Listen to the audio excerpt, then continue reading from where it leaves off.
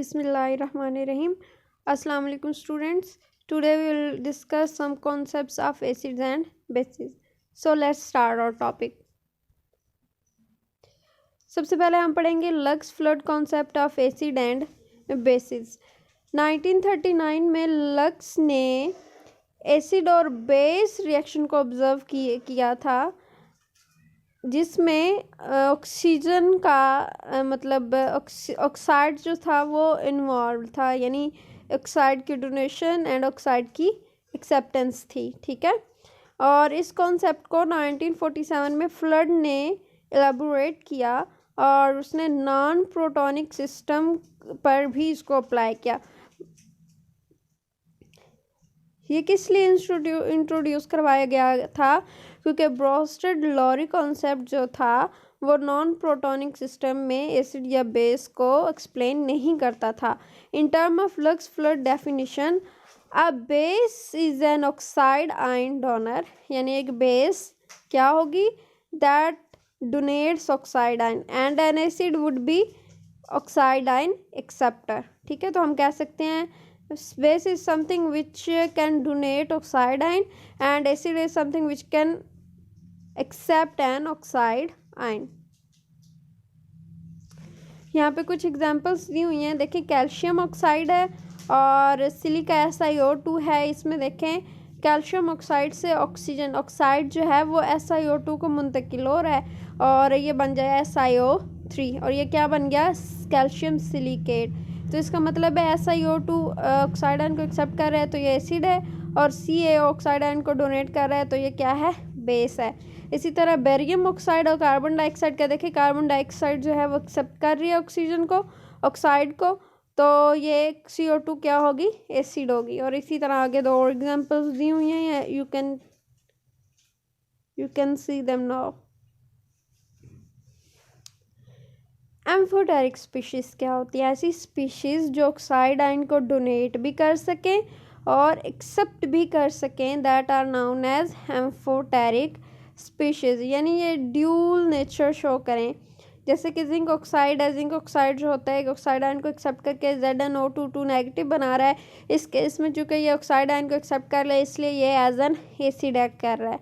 लेकिन अगर ZnO जो है ये अपना ऑक्साइड आयन डोनेट कर दे तो फिर ये बेस के तौर पर एक्ट करता है। इसी तरह एल्यूमिनियम ऑक्साइड Al2O3 जो है वो भी एम्फोटेरिक नेचर का होता है। ये कॉन्सेप्ट उन रिएक्शंस को अच्छे से एक्सप्लेन करता है that takes place at high temperature, जैसा कि मेटलर्जिकल ऑपरेशंस हैं और ग्लास एंड सिरामिक की प्रोडक्शन में, यानी उनकी मैन्युफैक्चरेशन में इस्तेमाल होता है ये कॉन्सेप्ट। नेक्स्ट है हमारे पास Sanovich concept of acid and bases. अब ये क्या कहते हैं? ये एक बहुत कॉम्प्रिहेंसिव कॉन्सेप्ट है। ये ऑलमोस्ट तमाम स्पीशीज़ को एक्सप्लेन कर सकता है एज एन एसिड एंड और एज अ बेस। ठीक है, there was a Russian chemist Sanovich in 1939, इसने ये कॉन्सेप्ट दिया था। इसके अकॉर्डिंग एसिड कोई भी ऐसी केमिकल स्पीशी है जो कि रिएक्ट करे बेस के साथ, या फिर कैटाइंस देती हो, या फिर एनाइन या इलेक्ट्रॉन को एक्सेप्ट करती हो। दोबारा देखते हैं, एसिड वो स्पीशी है जो कि बेस के साथ रिएक्ट करती है, कैटाइंस देती है, या फिर एनाइन या इलेक्ट्रॉन को एक्सेप्ट कर सकती है।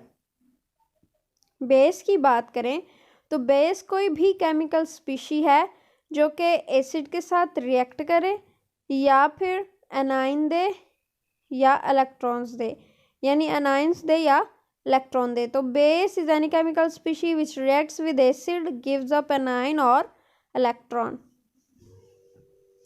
इसकी एग्जांपल्स आप देख सकते हैं, SO2 और Na2O, जब इनका रिएक्शन होता है तो ये क्या बनाते हैं? Na2SO4 बना रहे हैं।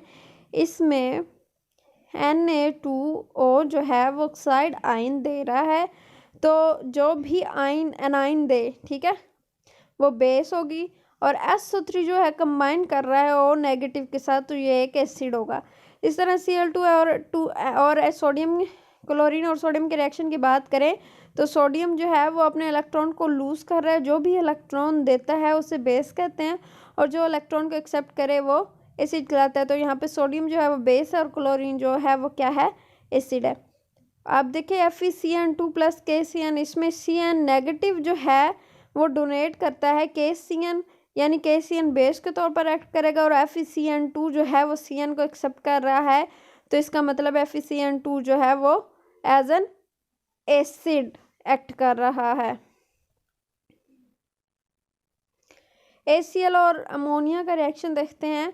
ACl जो है वो प्रोटॉन दे रहा है, तो यानी कैटाइन दे रहा है, तो कैटाइन डोनर जो होता है वो एसिड होता है, और अमोनिया उसको एक्सेप्ट कर रहा है, तो अमोनिया यहाँ पे क्या होगा, बेस। इस तरह अमोनियम आयन और हाइड्रोक्सिल आयन है। अमोनियम आयन जो है वो H पॉजिटिव आयन दे रहा है, तो इसका मतलब है ये एसिड है। हाइड्रोक्सिल कैटाइन को एक्सेप्ट कर रहा है, कैटाइन के साथ कंबाइन कर रहा है, तो ये क्या होगा, बेस। यूसेनोविच कॉन्सेप्ट की लिमिटेशंस क्या हैं? It is extremely general concept, इतना जनरल है कि ये तमाम केमिकल रिएक्शंस को एज एन एसिड और एंड बेस रिएक्शन जो है वो कंसीडर कर लेता है, तो ये इसकी लिमिटेशन है। The most important concept of this chapter, soft and hard acid and basis concept, जिसको हम कहते हैं शैब कॉन्सेप्ट, SHAB, यानी soft and hard acid and base concept. ये किस पे बेस करता है? सबसे पहले तो ये देखते हैं, it based on polarisation considerations, ठीक है, किस पे डिपेंड करता है, पोलराइजेशन पे। RJ पियर्सन ने 1963 में hard and soft acid and basis का आइडिया इंट्रोड्यूस करवाया था। सॉफ्ट बेस कौन सी होती है? It is one in which the donor atom is highly polarisable, यानी डोनर एटम जो इलेक्ट्रॉन डोनर है उसको हम काफ़ी हद तक पोलराइज कर सकते हैं। It has low electronegativity, easily oxidised and associated with low lying orbitals, ठीक है, यानी हाईली पोलराइजेबल है, have low electronegativity, easily oxidised and have low lying empty orbitals, तो ये क्या होगा, सॉफ्ट बेस होगा, यानी एक अच्छा बेस नहीं है, कमज़ोर बेस है। जैसा H नेगेटिव है, R नेगेटिव है, C2H4 है, SCN नेगेटिव है, and so on. I negative भी इसी के अंदर आता है सॉफ्ट बेस में।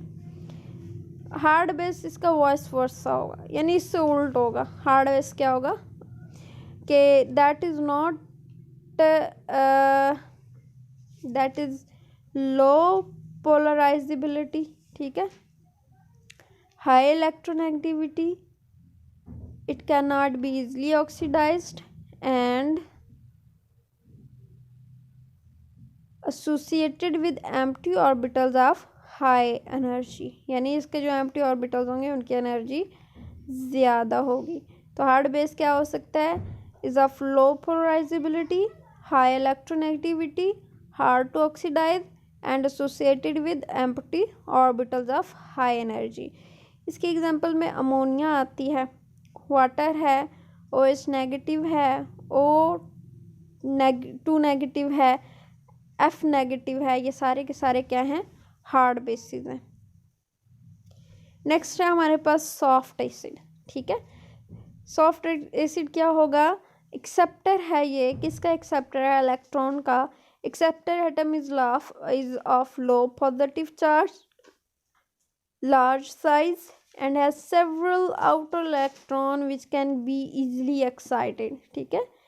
क्या है कि इसमें जो एक्सेप्टर एटम है वो लो पॉजिटिव चार्ज रखता है, large size and has several outer electron which are easily excited, जिसमें आता है Cu copper ion, Cu positive, silver है, गोल्ड आयन है, BH3 है, कार्बीन्स आ जाता है, oxygen, chlorine, bromine, iodine, nitrogen,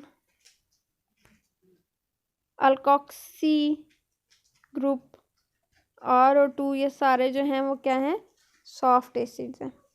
next हमारे पास आता है हार्ड एसिड। ठीक है, हार्ड एसिड कौन कौन से होंगे, यानी सॉफ्ट एसिड का ऑपोजिट होंगे।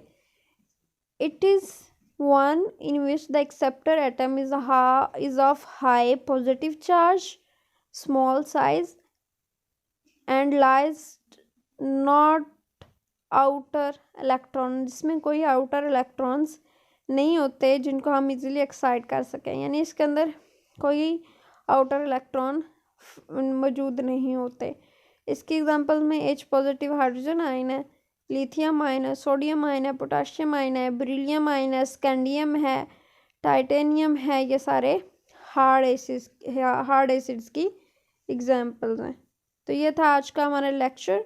सो आपने इसको अच्छे तरीके से करना है और ख़ास तौर पर आपने शैप कॉन्सेप्ट बहुत अच्छे तरीके से करना है। अल्लाह हाफिज़।